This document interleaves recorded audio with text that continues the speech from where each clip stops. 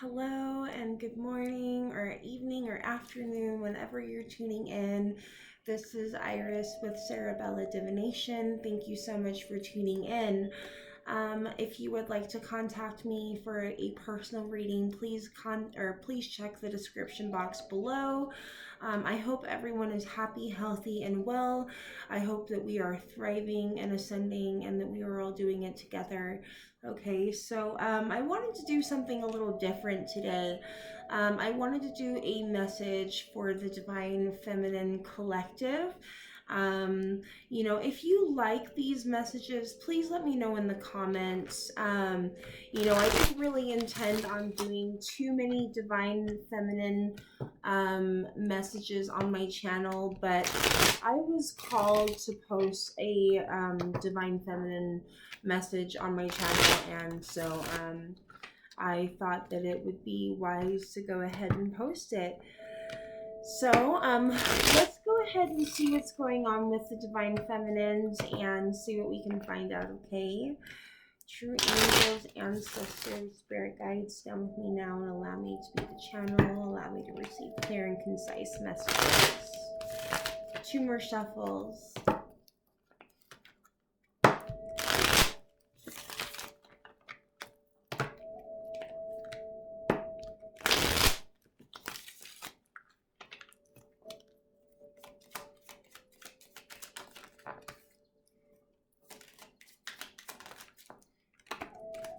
So, I feel like you might want to watch my last video.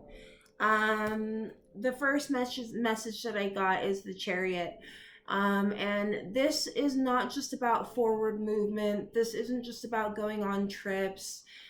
This so many times reminds me of childhood trauma. This reminds me so much of unpacking our inner wounds and working through things that we may have been repressing for a really long time. So I feel like so many people are doing that right now, especially in the Divine Feminine Collective. I feel like that is what we are working through right now. We're working through, a lot of us are delving into the shadow perhaps for our first time. Um, and I feel like, a lot of that is just unpacking and unraveling. And a lot of us are just doing that inner work. But I feel like it's not just that we're doing it we're just starting it. I feel like this for the Divine Feminine Collective, this is something we've been doing for a long time. This is something we've been working on for a long time. We've made a lot of sacrifices, and I feel like this work is continuing, but I feel like we're going to be seeing some rewards for all the work that we're doing this year in 2022. I feel like we're definitely going to be seeing more payout for all of the sacrifices and all of the work that we've been doing on ourselves. And so, like I said, I got the Hermit. So watch my last reading. The last reading I did, it's called Virgo, Sacred Rapture and Doing the Work. Sacred Rapture, what I was referencing is actually the name of one of my playlists, and it's a really beautiful playlist.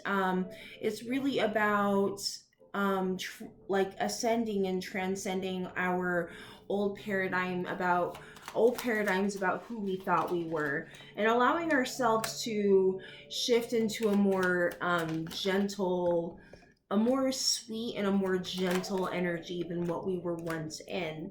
Okay. So next I've got the Seven of Wands, the Temperance, and the Lovers. So what I would say with the seven, or did I say Seven of Wands? I'm sorry, Seven of Cups. Seven of Cups, the Temperance, and the Lovers. So I feel like so many of us are definitely wondering, what's coming next. And in this card, you can kind of see there is a woman in the back, and she looks kind of like a shadow.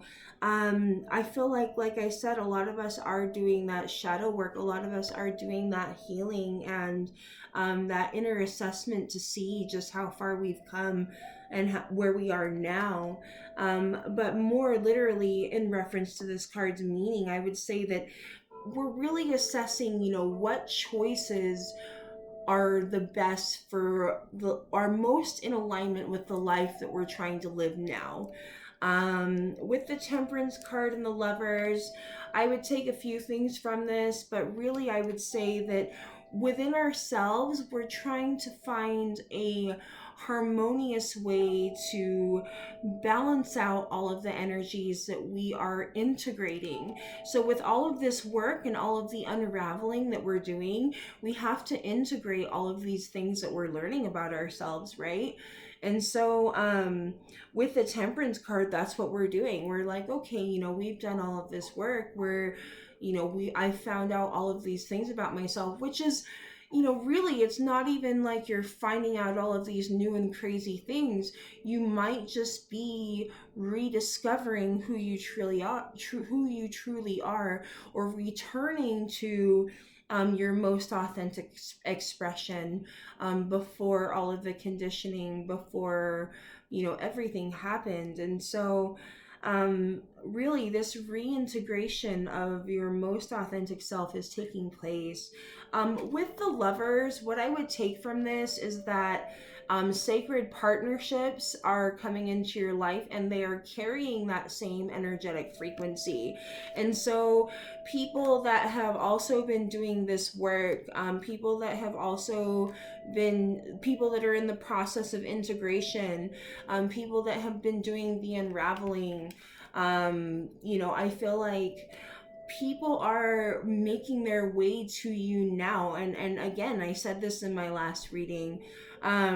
People are making their way to you now that are going to be matching your energetic frequency. And I feel like that's so very important, because that way there can be more healing, more ascension, and more opportunity for learning lessons that need to be learned, right? Um, Next, we've got the Ace of Wands. So, like I said, more opportunity for growth and expansion. Um, but really, what we need to be doing as we are doing all of this work and we are doing all of this unraveling and all of these things within ourselves, we need to be taking stock of each step along the journey. And so, whenever I see the Ace of Wands, it just says make a map for yourself, because you are embarking on a new part of your journey, a really pivotal point of your journey that's going to be really powerful, right? And so what you're going to want to do is transcribe where you're at and where you're going and how you got there, right? So journaling, making playlists, whatever you need to do to kind of track your progress and see what it took for you to get there.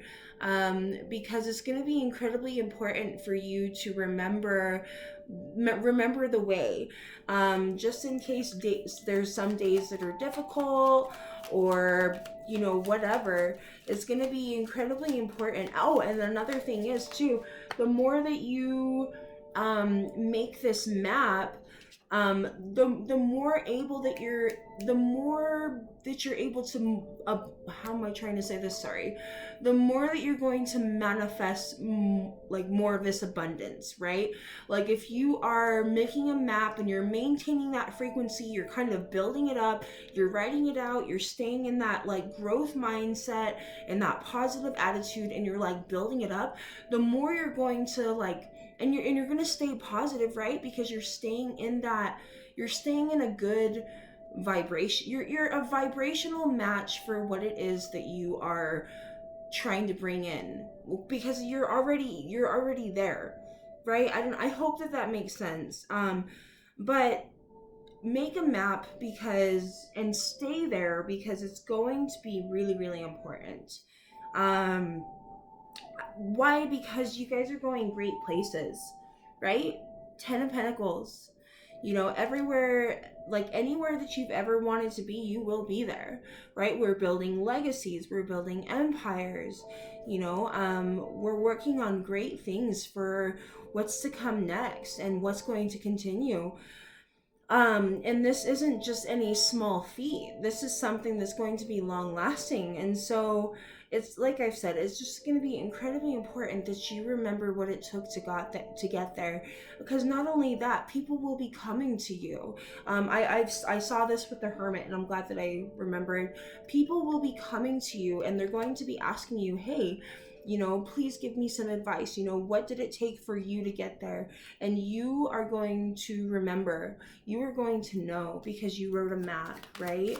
So I feel like I'm gonna get just a couple more tarot, and then I'm gonna pull from some of these other decks that I've got out. Let's see.